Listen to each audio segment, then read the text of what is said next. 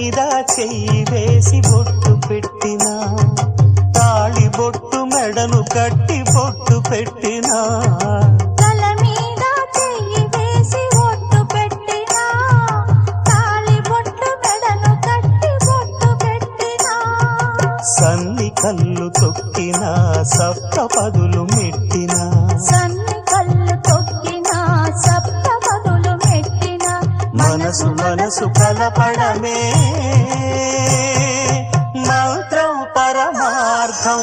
శ్రీరస్తు శుభమస్తు, శ్రీరస్తు శుభమస్తు. శ్రీకారం చుట్టుకుంది పెళ్లి పుస్తకం, ఇక ఆకారం దాచుతుంది కొత్త జీవితం.